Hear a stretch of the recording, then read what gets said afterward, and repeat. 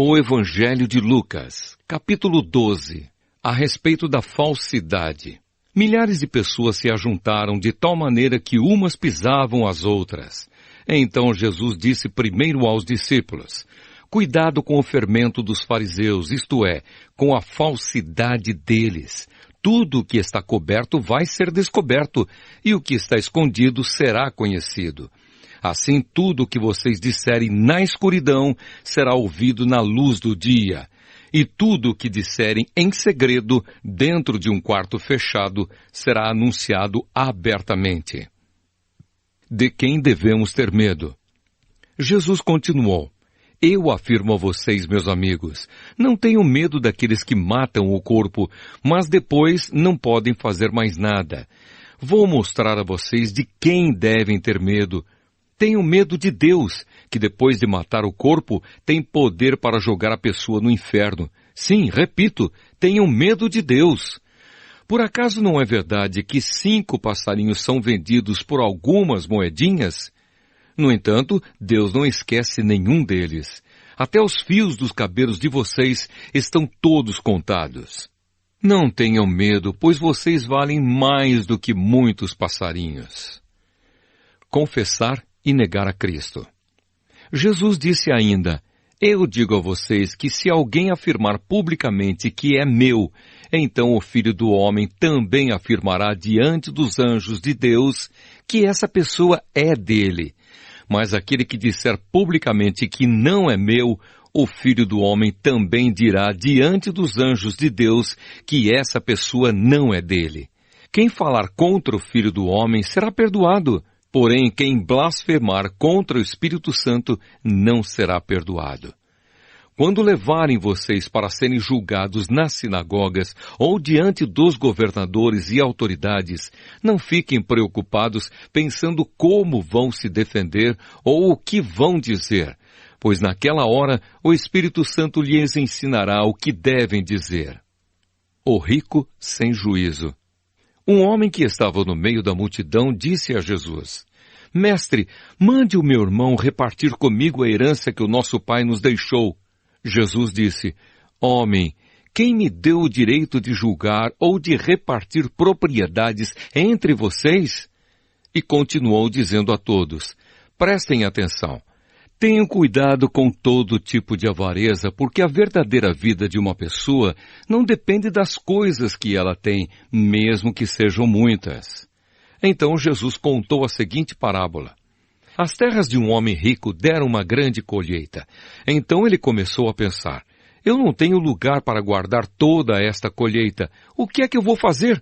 Ah, já sei, disse para si mesmo. Vou derrubar os meus depósitos de cereais e construir outros maiores ainda. Neles guardarei todas as minhas colheitas junto com tudo o que tenho. Então direi a mim mesmo: homem feliz, você tem tudo de bom que precisa para muitos anos. Agora descanse, coma, beba e alegre-se. Mas Deus lhe disse: seu tolo, esta noite você vai morrer. Aí, quem ficará com tudo que você guardou? Jesus concluiu: isso é o que acontece com aqueles que juntam riquezas para si mesmos, mas para Deus não são ricos. Confiança em Deus. Então Jesus disse aos seus discípulos: é por isso que eu digo a vocês, não se preocupem com a comida que precisam para viver, nem com a roupa que precisam para se vestir. Pois a vida é mais importante do que a comida e o corpo é mais importante do que as roupas. Vejam os corvos, não semeiam, não colhem, não têm despensas nem depósitos, mas Deus dá de comer a eles. Será que vocês não valem muito mais do que os pássaros? Qual de vocês pode encompridar a sua vida, por mais que se preocupe com isso? Portanto, se vocês não podem conseguir uma coisa assim tão pequena, por que se preocupam com as outras? Vejam como crescem as flores do campo. Elas não trabalham, nem fazem roupas para si mesmas. Mas eu afirmo a vocês que nem mesmo Salomão, sendo tão rico, usava roupas tão bonitas como uma dessas flores. É Deus quem veste a erva do campo, que hoje está aqui e amanhã desaparece, queimada no forno. Então é claro que ele vestirá também vocês, que têm uma fé tão pequena. Portanto, não fiquem aflitos, procurando sempre o que comer ou o que beber, pois os pagãos deste mundo é que estão sempre procurando todas essas coisas. O Pai de vocês sabe que vocês precisam de tudo isso. Portanto, ponham em primeiro lugar na sua vida o reino de Deus, e Deus lhes dará todas essas coisas. Riquezas no céu. Jesus continuou: meu pequeno rebanho, não tenha medo, pois o Pai tem prazer em dar o reino a vocês. Vendam tudo o que vocês têm e deem o dinheiro aos pobres. Arranjem bolsas que não se estragam e guardem as suas riquezas no céu, onde elas nunca se acabarão, porque lá os ladrões não podem roubá-las e as traças não podem destruí-las. Pois onde estiverem as suas riquezas, aí estará o coração de vocês. Os empregados alertas. E Jesus disse ainda: fiquem preparados para tudo. Estejam com a roupa bem presa com o cinto e conservem as lamparinas acesas. Sejam como os empregados que esperam pelo patrão que vai voltar da festa de casamento. Logo que ele bate na porta, os empregados vão abrir. Felizes aqueles empregados que o patrão encontra acordados e preparados. Eu afirmo a vocês que isto é verdade. O próprio patrão se preparará para servi-los, mandará que se sentem à mesa e ele mesmo os servirá.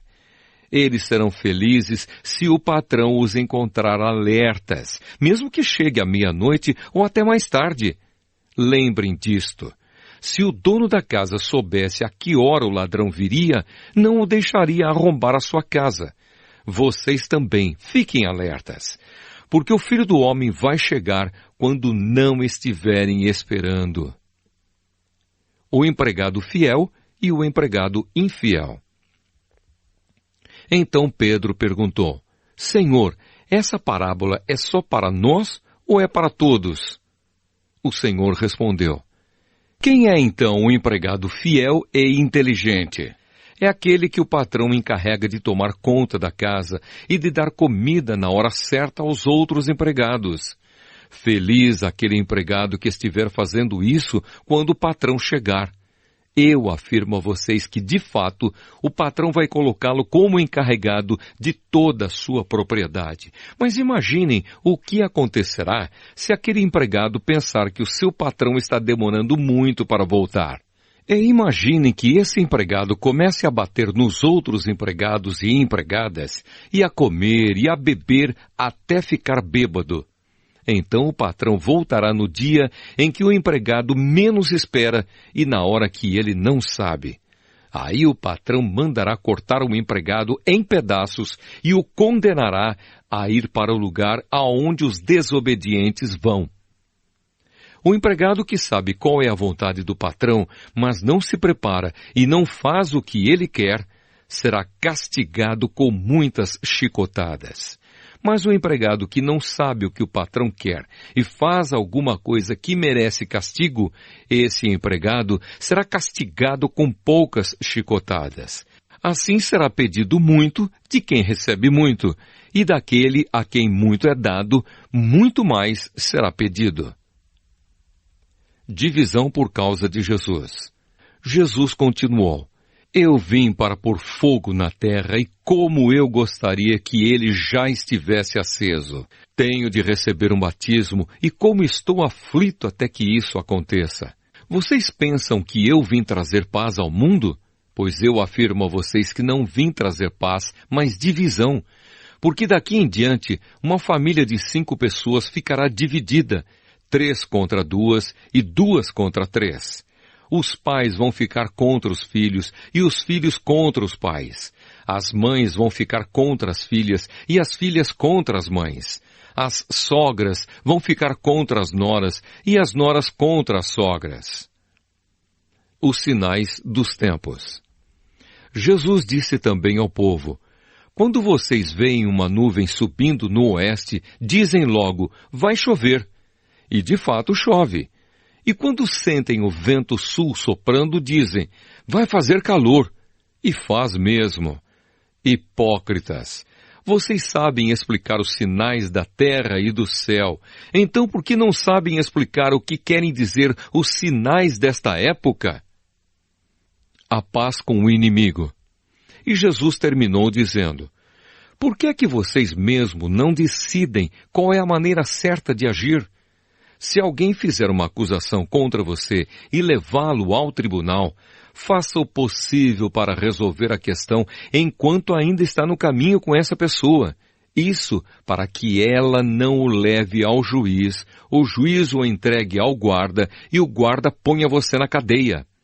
Eu lhe afirmo que você não sairá dali enquanto não pagar a multa toda.